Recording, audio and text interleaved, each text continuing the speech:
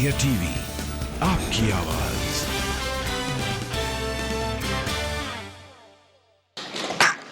उपसभापति महोदय, मैं प्रस्ताव करता हूं कि दिल्ली नगर निगम अधिनियम 1957 का और संशोधन करने के लिए विधेयक पर लोकसभा द्वारा पारित रूप में विचार किया जाए। माननीय मंत्री जी बोलना चाहेंगे आप? जी, उपसभापति महोदय, सबसे पहले तो मैं आपको धन्यवाद देना चाहूँगा कि आपने मुझे चर्चा का यहाँ पर बिल पेश करने का मौका दिया है।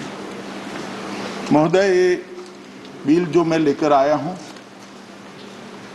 ये राजधानी दिल्ली के तीनों नगर निगमों को एकीकरण के उद्देश्य से लाया गया बिल है। मान्यवर, दिल्ली का कुल क्षेत्र लगभग 1484 वर्ग किलोमीटर है। एनडीएमसी और दिल्ली कैंट को छोड़कर पूरे दिल्ली की सिविक सेवाओं की जिम्मेदारी ये तीन नगर निगमों की है। और एनडीएमसी और कैंट के इलाकों को छोड़ देते हैं तो लगभग 1484 में से 1400 वर्ग किलोमीटर, लगभग 95% क्षेत्र, इसकी जिम्मेदारी दिल्ली नगर निगम के ये तीन बांटे गए निगमों की है। लगभग 1,20,000 कर्मचारी ये सिविक सेवाओं की जिम्मेदारियों का निर्वहन करते हैं। मैं ये इसलिए बताता हूं कि इसी से तीनों नगर निगमों का सुचारू रूप से काम करना कितना महत्वपूर्ण है वो स्पष्ट हो जाता है। राजधानी के अंदर ही राष्ट्रपति भवन, सर्वोच्च अदालत, प्रधानमंत्री कार्यालय, प्रधानमंत्री निवास, ढेर सारे देशों के राजदूतों के निवास, उनके कार्यालय, और जब भी राष्ट्राध्यक्ष किसी भी देश के आते हैं तो राजधानी की उनकी मुलाकात बहुत स्वाभाविक बनती है। उस स्थिति में राजधानी की सिविक सेवाओं का महत्व और बढ़ जाता है। वो सुचारू रूप से चालू रहे, वो नागरिकों के लिए, दिल्ली के नागरिकों के लिए और देश के लिए भी इतना ही महत्वपूर्ण है। मान्यवर, ये संशोधन जो मैं लेकर आया हूं उस पर बाद में सभी सभासदों से इनके विचार सुनने के बाद मैं जवाब दूंगा। उसके पहले मैं इसका एक इतिहास बताना चाहता हूं। मान्यवर, 1883 से पंजाब डिस्ट्रिक्ट बोर्ड एक्ट के तहत ये नगर निगम काम करता था। 1957 में एक कानून के द्वारा दिल्ली का म्युनिसिपल प्रशासन एस्टैब्लिश किया गया।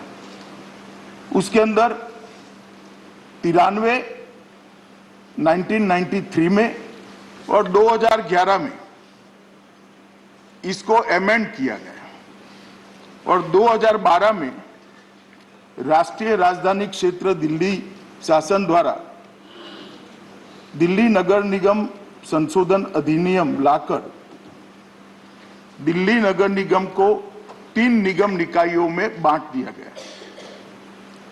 उत्तरी दिल्ली नगर निगम, दक्षिणी दिल्ली नगर निगम और पूर्वी दिल्ली नगर निगम। और बांटने के कारण को भी मैंने गृह मंत्रालय में बहुत खंगाला है, मगर किसी भी फाइल पर कोई कारण उपलब्ध नहीं हुआ। एक प्रकार से आनंद फानन में बिल लाया गया। किस उद्देश्य से लाया गया वो तो जो लाए हैं वो ही बता सकते हैं, परंतु रिकॉर्ड पर इसके कोई उद्देश्य उपलब्ध नहीं है।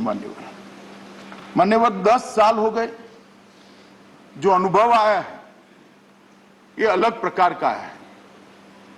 स्वाभाविक रूप से जब ये निगम बांटे गए होंगे, बंटवारा हुआ होगा, उद्देश्य अच्छा ही होगा, सेवाओं के सुधार का होगा, दिल्ली की सिविक सेवाएं और मजबूत हो वो होगा, परंतु परिणाम ऐसा नहीं आया। और परिणाम ऐसा ना आने के कारण क्या है? इसमें 4 मुख्य कारण नजर में आए हैं। एक तो तीनों नगर निगमों द्वारा जो नीतियां अपनाई जा रही है वो अलग अलग है। तो एक ही शहर में नीतियों की दृष्टि से एक वाक्यता नहीं है। और वो क्यों नहीं है? क्योंकि तीनों नगर निगमों को जब बांटा गया तब उसके वित्तीय संसाधन और दायित्व का ठीक से आकलन नहीं किया गया।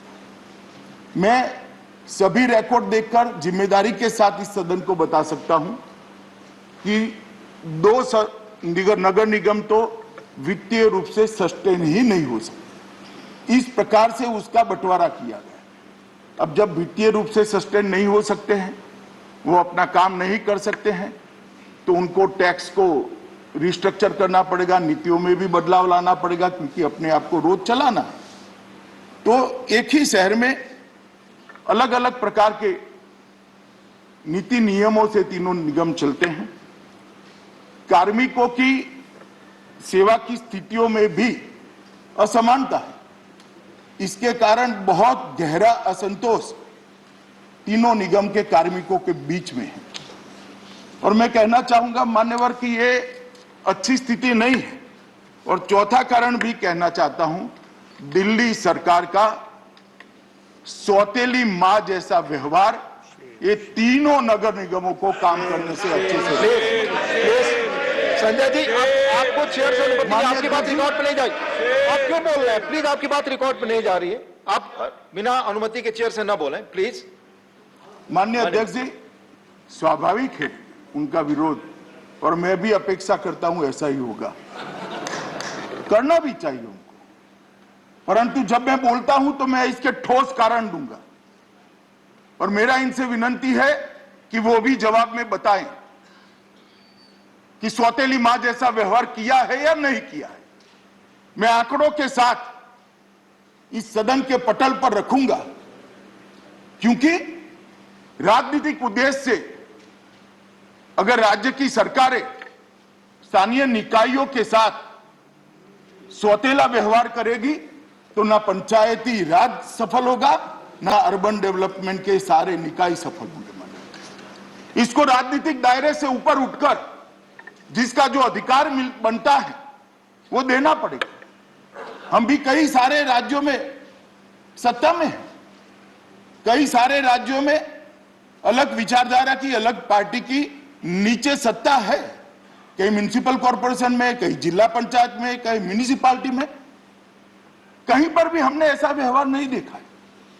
मैं 16 साल की आयु से सार्वजनिक जीवन में, ढेर सारे आंकड़े मैंने भी स्टडी किए हैं, मगर मैं जब आंकड़े बताऊंगा, मैं चाहता हूं कि जिसको भी उस पर ऑब्जेक्शन हो मेरे स्टेटमेंट पर, वो सभी ने वास्तविकता सदन के पटल पर रखनी चाहिए। और इसके कारण लगभग 250 से ज्यादा बड़ी हड़तालें हुई है माननीय, 250 से ज्यादा। इसके पहले के 10 साल ले लेते हैं तो 2 बड़ी हड़तालें। क्यों, क्या हो गया? 10 साल के 2 अंतराल में कहां 2 हड़तालें और कहां 250 हड़तालें? क्या हुआ है? प्लीज प्लीज मान्यवर, मगर 15 साल से राज्य सरकार हमारी नहीं थी। प्लीज ये 10 साल से ही प्रॉब्लम हुआ है। आप संजय जी, आपकी बात रिकॉर्ड पे नहीं जा रही है। आप बिना अनुमति के ना बोले, प्लीज। बीच में इस तरह से आप प्लीज कर रहे हैं कहने के लिए 15 साल में तो हम थे ही, अगले 5 साल में हड़ताल नहीं पड़ती थी। आप पार्टी की सरकार ने सौतेला व्यवहार करने के कारण ये हड़तालों की संख्या बढ़ी है। प्लीज प्लीज प्लीज, मैंने संजय, आपकी बात रिकॉर्ड पे नहीं जा रही। मान्यवर, बिना चेयर की अनुमति के ना बोले, प्लीज। वो हल्ले से please please please please please बैठ बैठ नहीं आलोच, please please please please please please, कोई बात रिकॉर्ड पे नहीं जा रही आपकी। प्लीज, कोई बात रिकॉर्ड पे नहीं जा रही आपकी। प्लीज प्लीज प्लीज, माननीय मंत्री जी, प्लीज। मान्यवर, आलोचना करने के लिए तो गृह होता है, आलोचना का अधिकार जिनका इतना है उतना ही मेरा है। मैं कर सकता हूं, आप जवाब भी दे सकते हैं, मगर बीच में टोका टोकी से नहीं रह सकते। प्लीज आपकी पार्टी को जो समय मिला है उसमें तथ्यों के साथ बताइएगा, मैं जरूर उसका जवाब दूंगा और मैं बाध्य हूं उसका जवाब देने के लिए। मान्यवर, मैं फिर से कहना चाहता हूं कि आप पार्टी की चुनी हुई सरकार के सौतेले मां जैसे व्यवहार के कारण ये निगम ढंग से काम नहीं कर रहे हैं। मान्यवर,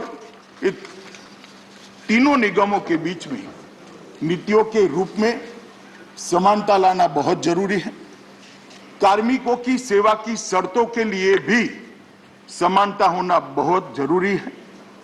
आर्थिक संसाधन की प्राप्ति और उनके दायित्वों के बीच में भी संतुलन बनाना बहुत जरूरी है और वो तभी हो सकता है जब ये तीनों निगमों को एक कर पूर्ववत स्थिति बहाल की जाए। इसलिए मैं इसको लेकर आया हूं। बहुत सारे सदस्यों ने संशोधन भी रखे, मैंने ध्यान से पढ़े हैं, मैं इसका डिटेल जवाब भी बाद में दूंगा, मगर पहले एक बार मेरा सभी से अपील है कि पार्टी की लाइन से ऊपर उठकर सभी लोग मेरिट्स में चर्चा करें। हमारे खिलाफ भी आप जरूर बोल सकते हैं, आराम से बोलिए, कोई चिंता का विषय नहीं, और मैं हर बात का जवाब भी दूंगा, परंतु बाद में मेरा जवाब भी सुनना चाहिए। धन्यवाद। Motion moved.